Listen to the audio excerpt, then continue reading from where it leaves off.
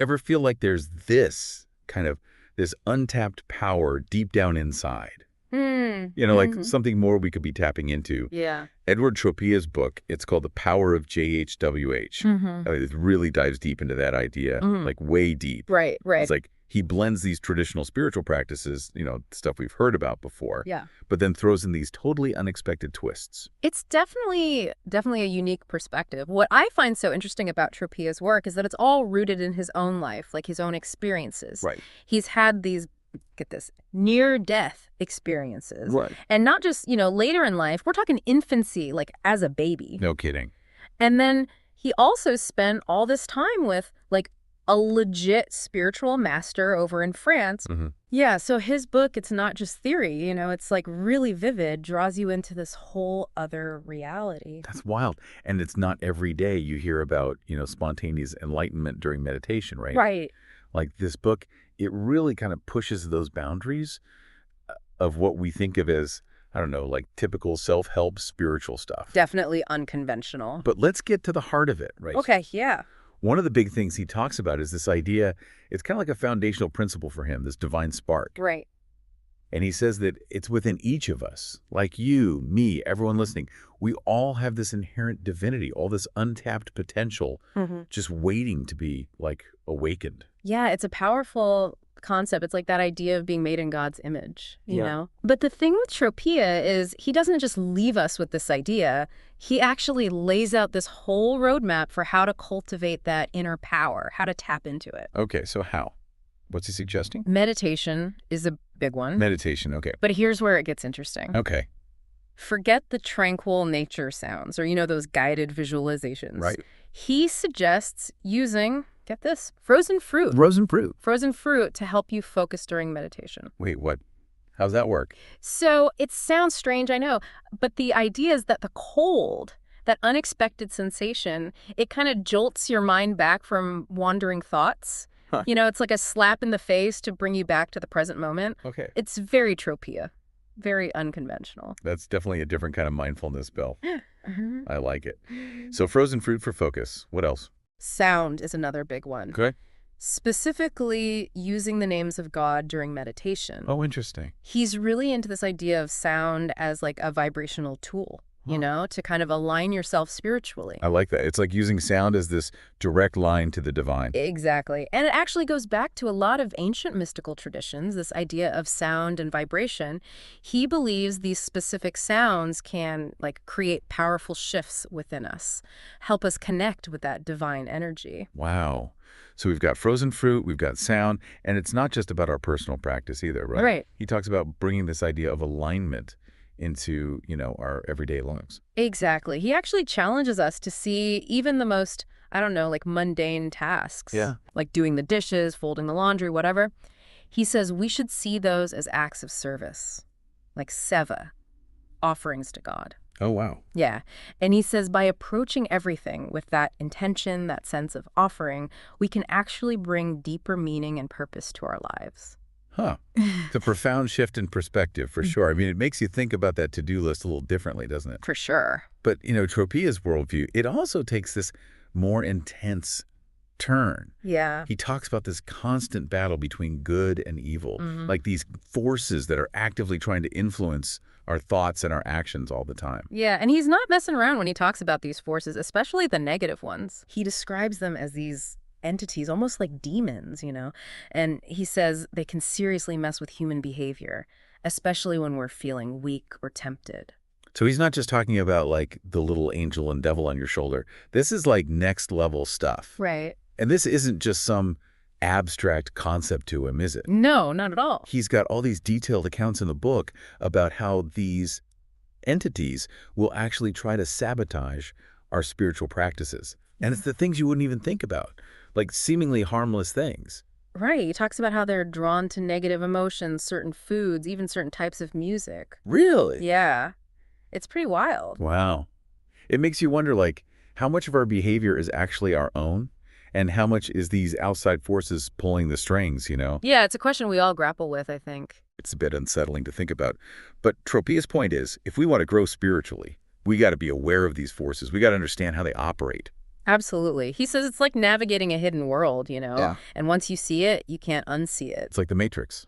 Exactly. Whoa. Okay, so we're not just talking about meditation and mindfulness here. We're talking about a cosmic tug of war for our very souls. That's one way to put it. Yeah. And this struggle, it ties into another really challenging aspect of Tropia's worldview, which is his perspective on sexuality. Ooh, okay. Let's dive into that. This is where things get a little, I don't know, spicy. Yeah, definitely thought-provoking. Tropia believes that sexual energy, it's really powerful. Oh, yeah. And it can either, boost your spiritual growth or it could be used against you. Right. Like, it's this force that can either work for you or against you. Exactly. Depending on how you use it. And he's talking about these negative entities, right? Yeah. He says they can, actually feed off that energy. He actually suggests that if your sexual energy is unchecked, it can make you more vulnerable to those negative influences. Interesting.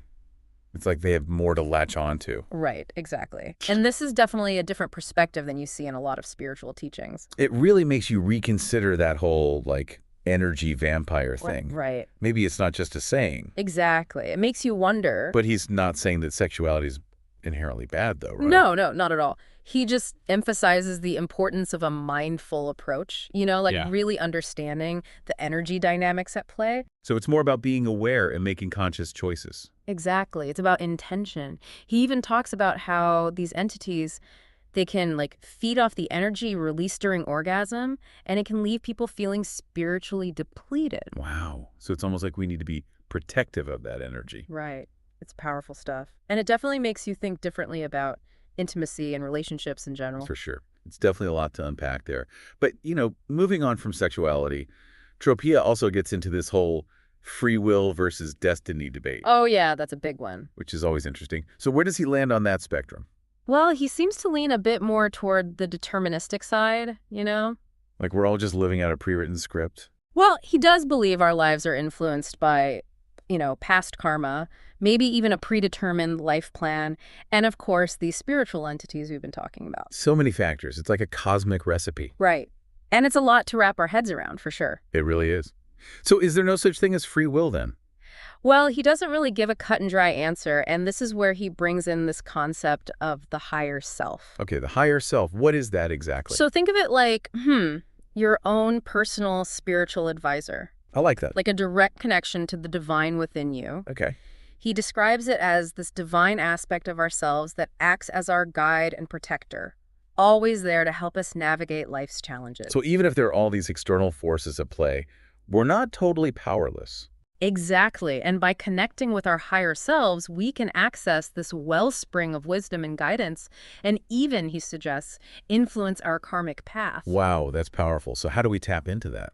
He believes it's a combination of practices, the meditations we talked about earlier, prayer, acts of service, and just striving to live ethically and morally. So it's about aligning our actions, our thoughts, everything with that higher aspect of ourselves. Exactly.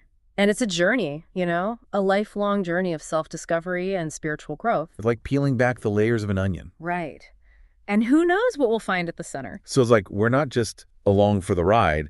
We actually have some say in how things play out. Right, exactly. But then how does that work with, destiny and karma? Like, can we actually change our destiny by tapping into that higher self? That's the million-dollar question, isn't it? Right. And Tropia, he seems to be saying it's less about changing a fixed destiny and more about realizing that the choices we make, they create these ripples. Okay. They influence how our lives unfold within, the bigger picture of karma. So it's not about avoiding all the bumps in the road.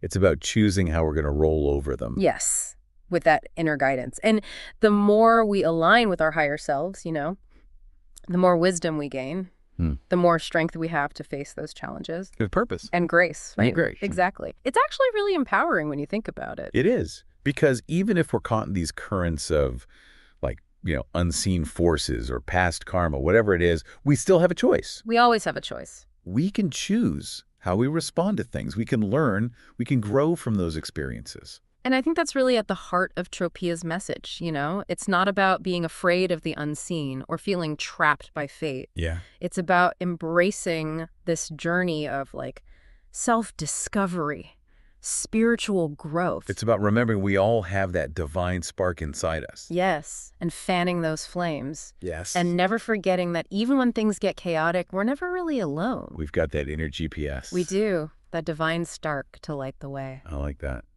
Well, this deep dive into the power of YHWH, I'll tell you what, it's given us a lot to think about. It really has. It's like this blend of like ancient wisdom, but then, you throw in those unexpected practices, thought-provoking ideas. Right. It definitely challenges you to look beyond the surface, go deeper. Connect with that spiritual core. Exactly. And whether you agree with everything Cropia says, you got to appreciate that he pushes us to question our assumptions. To explore. Yes. Explore those big mysteries of existence. And who knows what we might discover on that journey. That's the exciting part. That's the whole point, right? Well, thanks for joining us on this deep dive, everyone. Until next time, keep exploring.